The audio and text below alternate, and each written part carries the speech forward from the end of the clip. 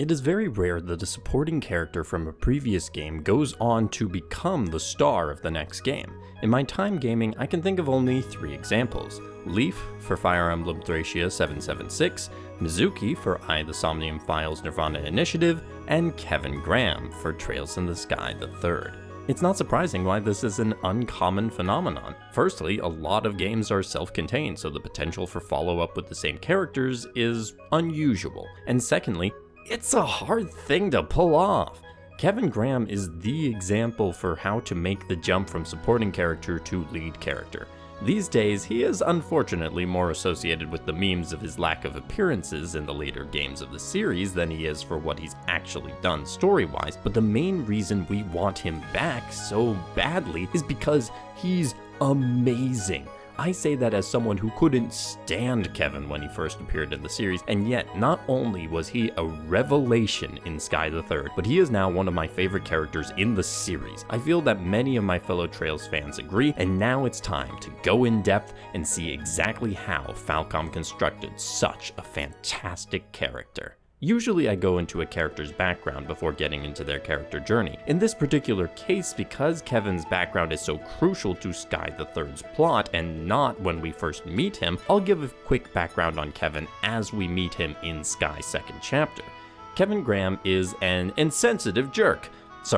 Traveling priest who appears in Liberl and helps our main Sky crew. He is friendly, somewhat inappropriate, and also at times extremely knowledgeable and always where the trouble is, ready to jump in. If you've read/watched Freerun, Kevin and Heiter would definitely get along, and I wouldn't put it past Estelle calling Kevin a corrupt priest. Just because he's a priest doesn't mean he is disinterested with some of the finer things of life. Our first meeting with him is at the beginning of Sky's second chapter as Estelle rushes home to check if Joshua is there. We are introduced to him as Insensitive Jerk, the prototypical, a beautiful woman should not be sad, so smile, gorgeous, the kind of let you immediately feel slimy around, and bold of Falcom to introduce our friend this way. His intentions are at least good about cheering Estelle up, and at least when she turns him down and says she's not in the mood, Kevin changes track. Also, Xseed localization choice detail is that it's when he puts on his work face that the Insensitive Jerk title has an added question mark to the end. Priest Kevin is still Kevin, hence why it's difficult to believe he's a priest, but he does commit to his role in guiding Estelle as the lost lamb. He clearly recognizes that Estelle is in need, both in the moment on the ship and moving forward as he sees the signs of her denial about Joshua. Starting with her breakdown on the ship, accompanying her home and guiding her through the emotional devastation of the realization that Joshua is truly gone. Kevin is there every step to help. He even serves as the first to suggest it is too early to give up on Joshua. Add on top of that the sly contacting of the guild to get Shara and Cassius there sooner rather than later, and we start to get a good idea of Kevin. He's a goofball and a capable priest ready to reach out and connect with others. He goes out of his way for people in need while also having the grace to recognize when he isn't the best person for the job. To confirm though that there is more going on with Kevin than we may initially have thought, he appears at Gransel Castle investigating the sealed area. He knows about something similar over in Calvard and identifies the system as a path to the Areole. It is also clear that Julia, along with the Queen, knows exactly who he is and why he's here, but the game doesn't deign to tell the audience that yet. He's definitely not your typical priest. The next time Kevin appears is when Estelle and either Agate or Shara encounter him teaching Sunday school to the orphans near Rouen. It's not a particularly notable encounter apart from establishing that Kevin can fight with his bowgun. Later on, he is almost caught listening in to Ouroboros' plans. He appears after Annalise and either Shara or Agate fight the Archaisms. He knows quite a bit about them too and wants to swap stories with the Bracers. Kevin is a mystery, but seems to be on the good side at the very least. The next major incident with him happens when Estelle and Kevin are both tricked to go to Garoon Gate with forged letters before being ambushed. After taking care of the Archaisms and Kevin showing he knows a lot more than a standard wandering priest, while Estelle's suspicions are strong, she puts it aside when more pressing issues arise and Kevin helps her out with Ren's tea party. Kevin shows off some of his capabilities in battle and his quick thinking and willingness to sacrifice an artifact for the greater good. Hey though, that's what the Grouse Ritter are around for, which Kevin reveals to everyone, finally clearing up why he is in Liberl to begin with. For those who have encountered this video without having played Trails, the Grouse Ritter are a secret sect of militant knights within the Church of Arteria. That's the best description I can give without additional context. Kevin does take a back seat after joining the party up until the preparations for the Liber Arc mission, when he has a very specific role to play. Unbeknownst to Estelle, Joshua asked for Kevin's assistance with something dangerous, the exact nature of the request only being revealed as Weissman thinks he has won with Joshua about to kill Estelle. Kevin used his power to help set a trigger in Joshua to erase the stigma that gave Weissman control if Joshua was ordered to kill Estelle. A clever plan mostly attributable to Joshua, but another sign of the sheer amount of power and knowledge Kevin wields, and the fact that Cassius had enough faith in Kevin to point Joshua his way. All of Trails in the Sky's second chapter has been setting up Kevin as a mysterious and powerful figure without giving too much away. But there was one more thing to set up in advance of Sky the Third to make players really intrigued to get his backstory. Every Dominion has a darkness within them that helps drive their stigmas. Thus far, Kevin had not shown much sign of his. Hadn't until he came face to face with Weissman, the former priest. Weissman tries to dismiss Kevin, and Kevin turns the tables, showing he was faking how capable he was to get Weissman to drop his guard, allowing Kevin the opportunity to finish him off. Kevin Graham, the 5th Dominion, titled the Heretic Hunter, has accomplished his mission. With efficiency, contempt, and brutality, we see Kevin kill Weissman and walk away, forever changing our view on this flirty, cheerful priest, just in time for him to take center stage in Sky the Third. The opening scene on the Lusitania in Sky the Third pretty much shows Kevin exactly as we saw him in Sky's second chapter. He does some flirting, some reckless actions, some righteous takedowns of powerful figures, and finally some dangerous and cold Kevin. What I want to point to though is the final comment from the mysterious figure. That was quite a show. Because that's exactly what it is. This entire first scene is Kevin putting on a show in multiple ways. So how do we get to the real Kevin underneath all the faces he puts on? He refuses to let his squires help as much as they should and tries to do everything he can alone. If only the squires could find someone to get through to Kevin. How about someone from his past? Well, before that, we need this hilarious scene between Dorothy and Kevin. Just peak comedy. Then the introduction of Kevin to Erica. The only notable part of this interaction to me is Kevin losing some of his composure right off the bat when Erica remarks on how young Kevin is. We see Kevin still somewhat off his game throughout this scene up until the arrival of Reese. Reese immediately takes control of the situation with poise and speed. You can already see how helpful she would be for Kevin to have around, plus hints at a shared history. Then the artifact activates and Kevin returns to business, for as long as he is capable of doing so at this point. Following this, we get our first proper interaction between Reese and Kevin, and I want to draw focus to a particular quote from Reese. 5 years is a long time. Just as you have changed and progressed in rank significantly during those years, so have I. What much of the story is going to do from here on out is prove that while their ranks have changed, the essence of who Kevin is has been stuck for about 5 years now, even as everything else has changed around him. As much as Reese certainly believes otherwise, there are still many things that haven't changed for them. We get almost immediate proof otherwise with Reese's insatiable hunger showing up. It serves to show how they are the same people, but there's still a frostiness that will need to be warmed in order for us to properly get their history. One of the telling lines of Reese's true feelings is her assertion that there are few things in this world that carry less weight than one of your apologies. All of this is a different perspective on Kevin than we've had the privilege to see, and shows exactly the appeal of having Reese around. After disposing of a pest and almost having a moment before Kevin cuts it off, Kevin and Reese are sucked into a different realm called Phantasma, landing in the Hermit's Garden. There are a lot of good character moments between Reese and Kevin as we establish what their dynamic is.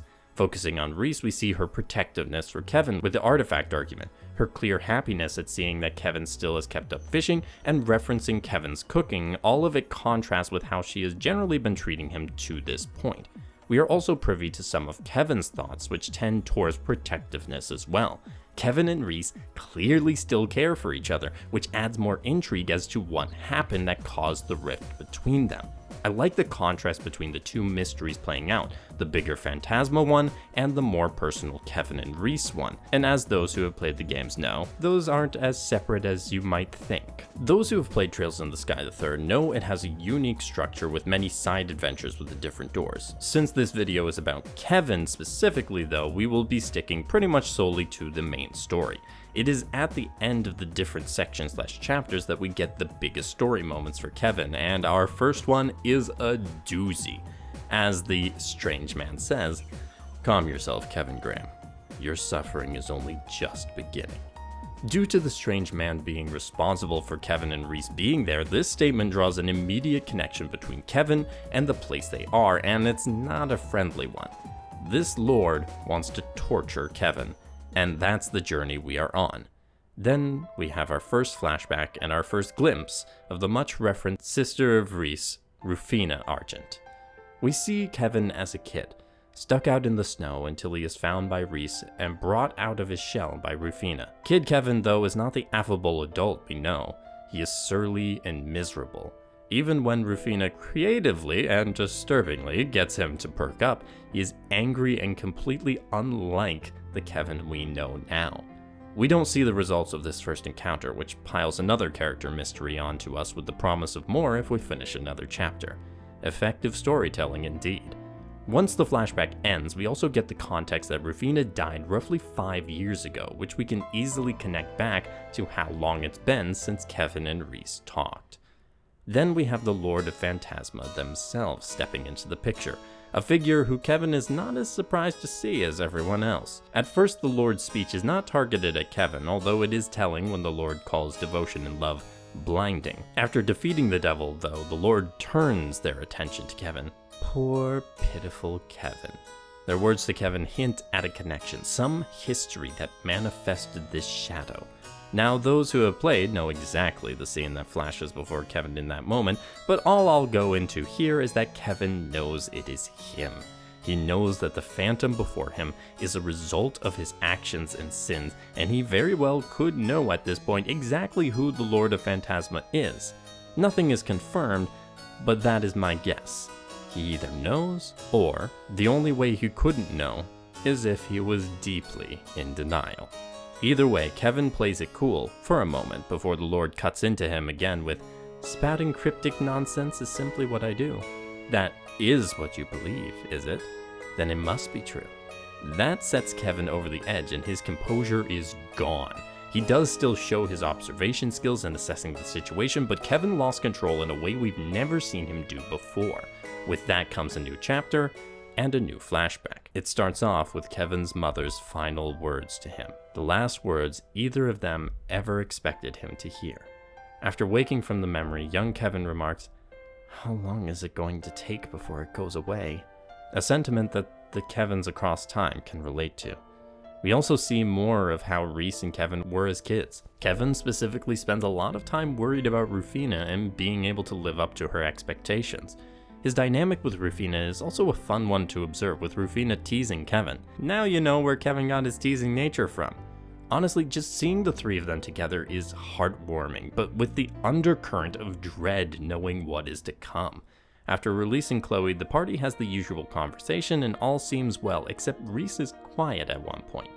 She stays quiet for now, but this is another moment to come back to, pretty much the theme of Trails in the Sky III. After an encounter with grimoires that look like the other, Kevin and Reese are very happy to see each other safe and sound, even if they're not going to say it outright. The Schwarzritter, aka the Strange Man, also references a gift given to Kevin from his lord and the memories attached to it.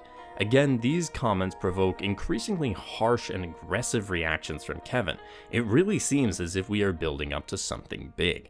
In the flashback, we see Kevin following in Rufina's footsteps and becoming a squire for the Gralsritter. While he's certainly not the doe-eyed recruit Ein teases him as, it is an eager Kevin, an optimistic and hopeful Kevin that we see. A Kevin without the edge we've come to know he possesses. As Rufina says, his one weakness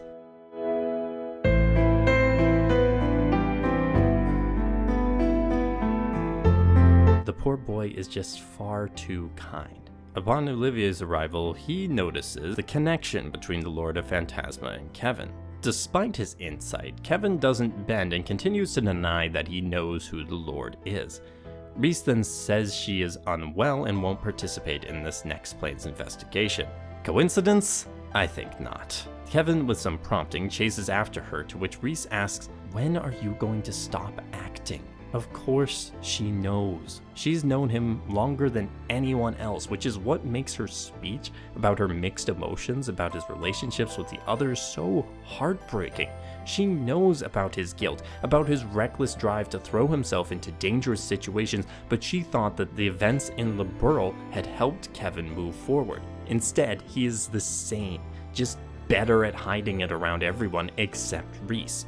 On the surface, you're a cheerful person having fun with everyone, but on the inside, you're as cold as can be. Even with this direct observation, Kevin still tries to deflect and distract, but Reese is having none of it. She knows he knows who the Lord is and what they're talking about, and yet he is deliberately hiding it from the rest of the group to the point that he may even believe it himself. Kevin, though, is still not ready to confront this side of him. His denial is so deeply set that he does what comes most naturally to him. He pushes Reese away, which Reese allows for now with one final comment. "I can't stand to see the Kevin I thought I knew so empty." All of this, though, was witnessed by Joshua, and I will get into their parallels more in the character foil section, but if there was one character best equipped to help Kevin gain perspective right now, it would be Joshua. Kevin reveals exactly how cold and calculated pretty much all of his actions in Sky's second chapter were, and yet Joshua's reaction isn't anger at him for putting Estelle in danger, it is gratitude. Our boy's been taking lessons from his girl. For now, though, Joshua just offers to back up Kevin in Reese's place. As much as Joshua is helpful, though, when it comes time to face the demon at the end, we see why Reese is so necessary. After admiring Reese being a badass for a little while and showing how after all that has happened between them, she still wants to protect Kevin most of all, the demon unfortunately gets the upper hand. In order to save Reese then, Kevin needs to use the one thing he hoped he would not have to use, his stigma. Upon defeating the demon then, it's time for another encounter with the Lord of Phantasma.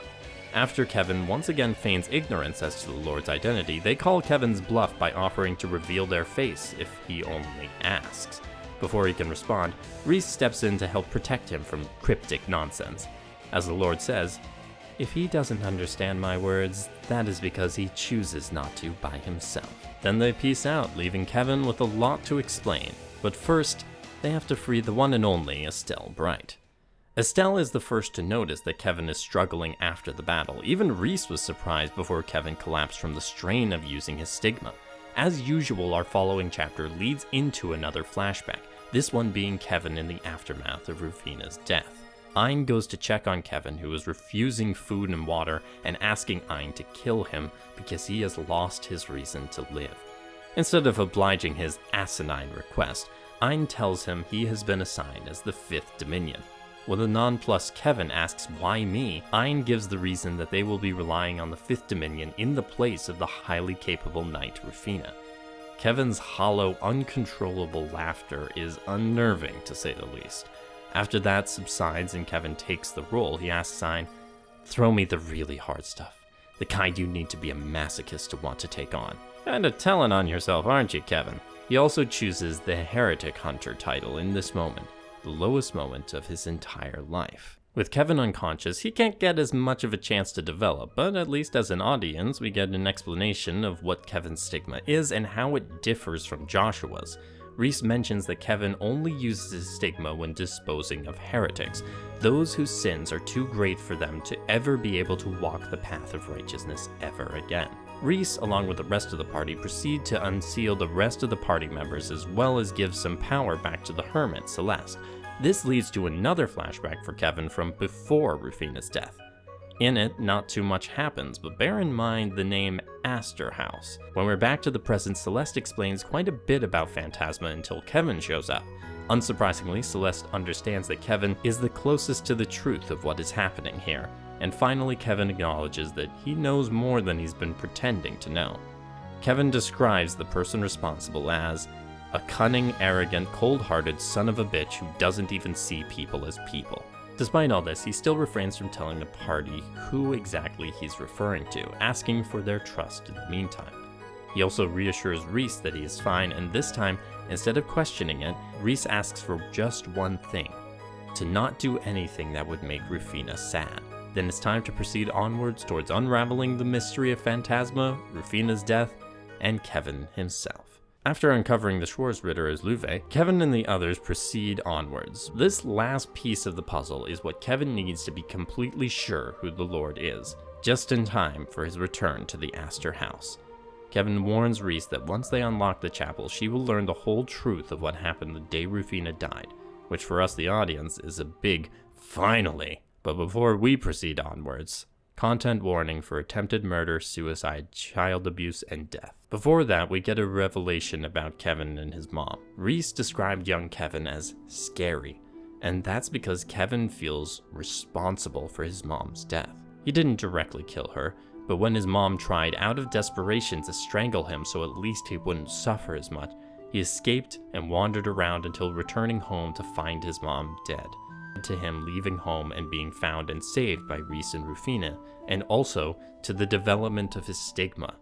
Back to the Azure House, after taking care of most of the Jaegers who had invaded, Kevin chased down the final one holding Reese, but before Kevin could take care of him, he used the artifact called the Spear of Loa that transforms the bearer into a monster. Beaten and witnessing the monster about to slay Reese, Kevin's stigma responded, utterly obliterating the Jaeger.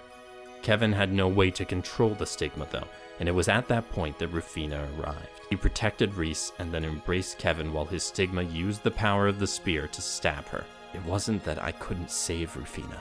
I was the one who killed her. While he didn't want to kill her, Kevin says he was still responsible because he wasn't able to control himself. If I wasn't so weak, she'd still be alive today. Kevin believes that due to this, he is responsible for Rufina's death as well as his mother's death. Rufina's death left behind a broken, hollow Kevin, the one that asked for every hard assignment and cared for nothing and expected that no one cared for him in turn. So how does Reese react to all this? Well, we know what Kevin is expecting. If you want to avenge her, do it. If anything, it'd make me happy if you did. There is no escaping his ardent death wish at this point. Instead, Reese runs up to him to grab him and berate him for holding all of this inside and burdening himself for so long when it should have been Reese and Kevin together working through their grief. She thought for years that his heretic hunting had been to atone for failing to save Rufina, but now she sees the truth. As the Lord of Phantasma says, he wants to be punished for what he did.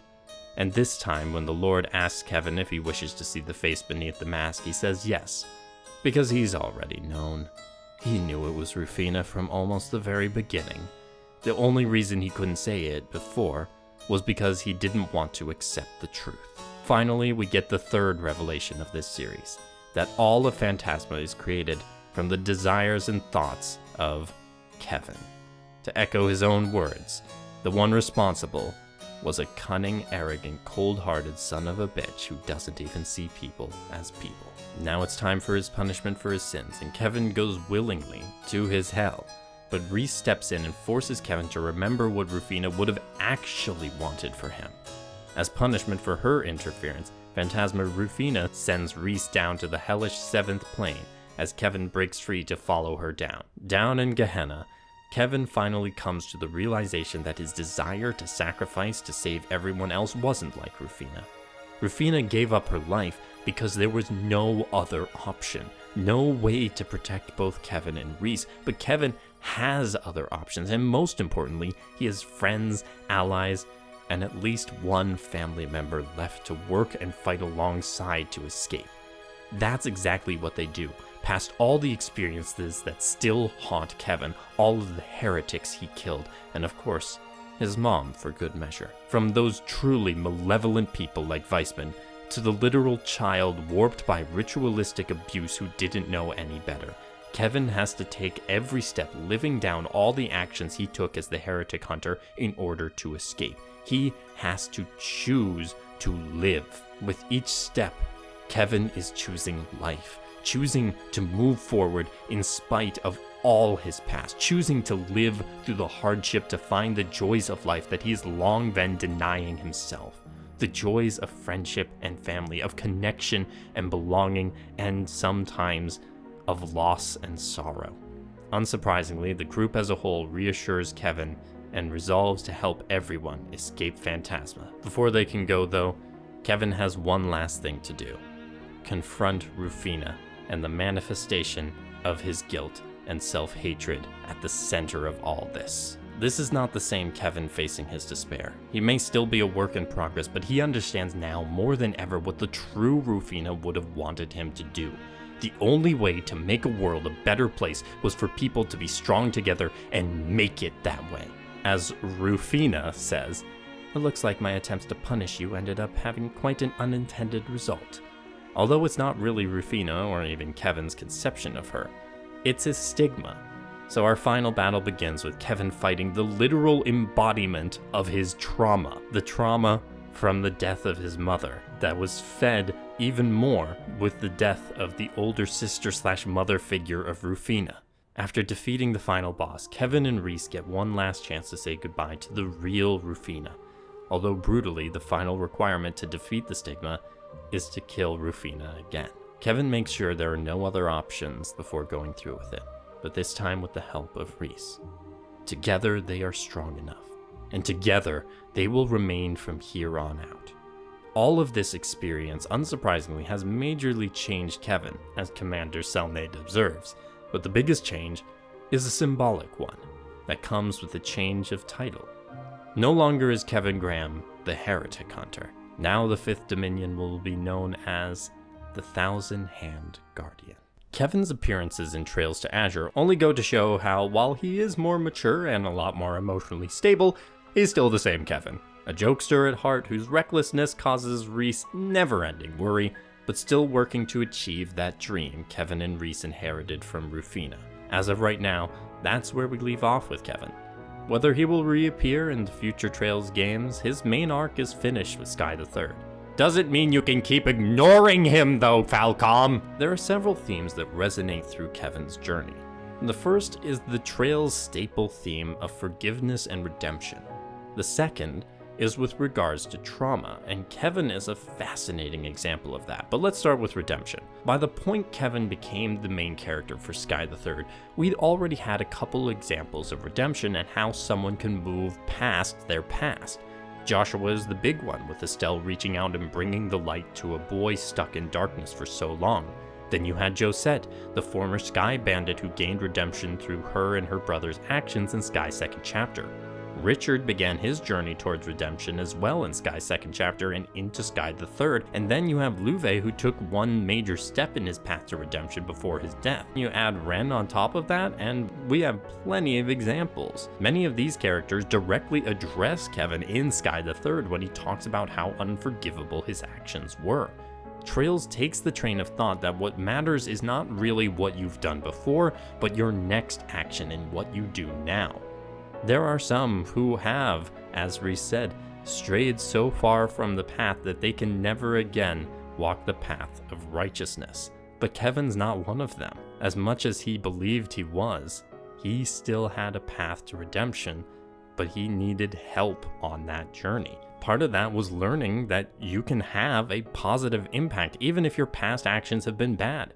Joshua explicitly shows Kevin that you can have a positive impact even if your intentions are entirely selfish. Without Kevin, Joshua would have experienced exactly the trauma that Kevin had, losing control and murdering a loved one. And by talking to Kevin about that, he could help him realize that he was never truly too far gone. And this goes back even to the flashbacks when he was ready to give up on himself until Rufina forced him to react and acknowledge life again. No wonder he was so distraught after killing Rufina, given all that he owed her. and that leads into the trauma aspect. Trails in the Sky the Third is a battle between Kevin Graham and his trauma.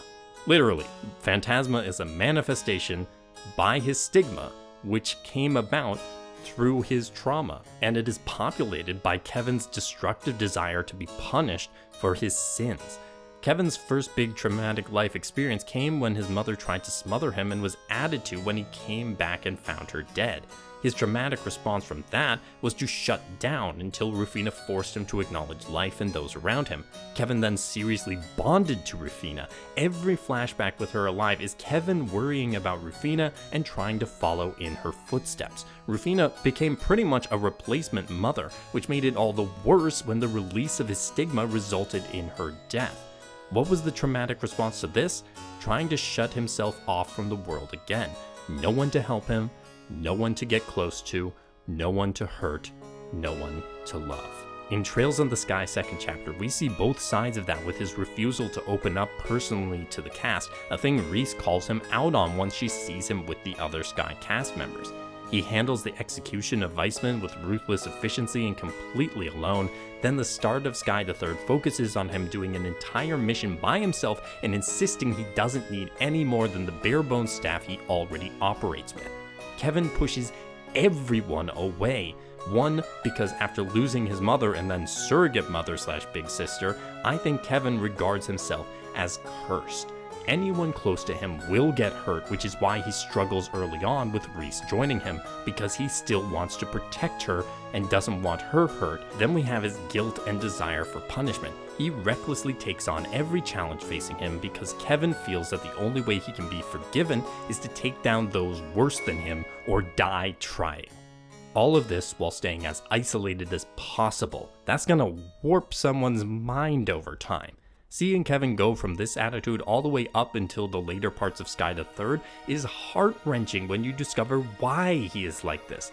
That's why Reese's response and determination to not let Kevin take everything on his shoulders is so important. Reese was the only person who could possibly have gotten through to Kevin at that point, someone who knew his history, and someone Kevin thought should hate him for his actions. Reese didn't though. She hated that Kevin tried to handle everything by himself. She hated that he became this shell of a person. That's the big lesson from Kevin's arc. Our trauma does not define us. We are capable of doing good and improving, but in order for that to happen, we need to be open and honest to the ones we love. You don't have to take on every burden, and those you do take on can and should be shared. We see that reflected in Kevin and Reese working together to shoot Rufina and destroy the stigma's hold on Phantasma. Kevin could not have defeated the symbol of his trauma alone. Reese was the one he needed by his side to do so, and their vow to keep fighting together, echoed later in Trails to Azure, is beautiful and a fitting resolution to Kevin's arc. Now for the character foils. The first of whom may not even be a true foil because Kevin and Joshua are so similar in a lot of ways. Two boys who lost their main caregiver in a brutal way that made them feel responsible for the loss, leaving significant trauma, eventually connecting with a positive person who believed in them and helped them see the good and light in life again. Rufina really does fit the Estelle role for Kevin, but unlike Joshua, Kevin didn't have anyone to help him with his stigma and prevent him from killing that important person in his life. That is the difference for Joshua and Kevin, is the circumstances around their stigmas. Kevin helped Joshua avoid the fate that he befell, and Joshua then, in his gratitude, was part of helping Kevin escape his spiral of self-hatred manifested by the stigma. When Reese wasn't available, it was Joshua who stepped up, and I think that was a very intentional choice to have the character most similar in journey to Kevin support him, just as Kevin supported Joshua.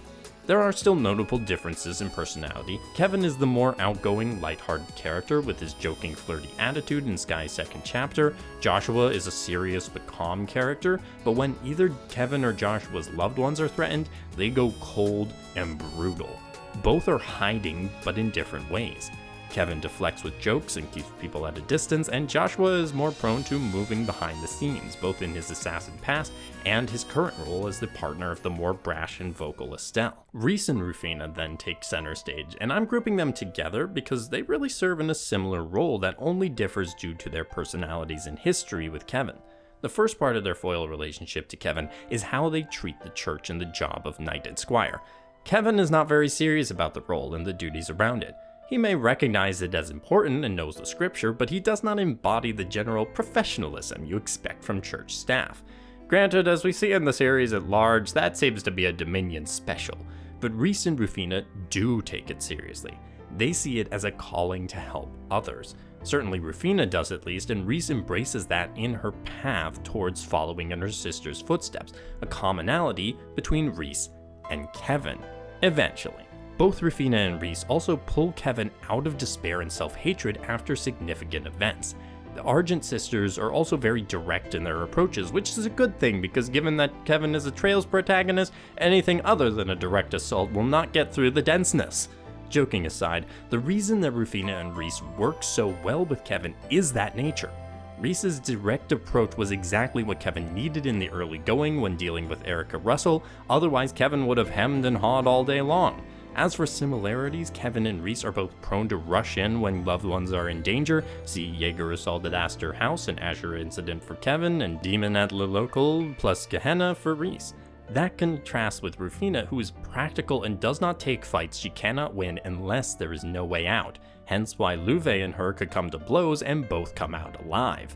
Kevin is better when either Rufina or Reese are around because they can hold each other back in some cases and egg each other on in others.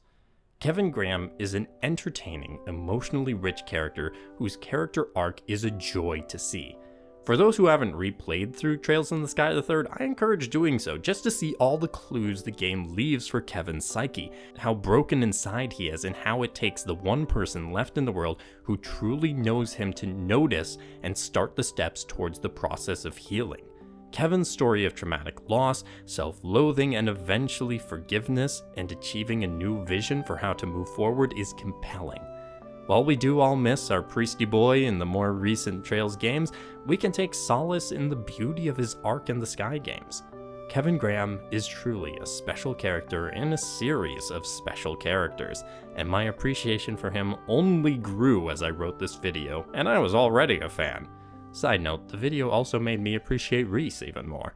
I hope this video helped you understand and appreciate Kevin Graham more, and that you enjoyed it as well. Thank you for watching, and if you truly did enjoy the experience, please consider leaving a like on this video to spread the good word of Kevin to all. Subscribe to keep up with my channel and more videos like this in the future, and comment below your favorite Kevin moments. I hope to see you all in the next video. Have a great day, and happy gaming.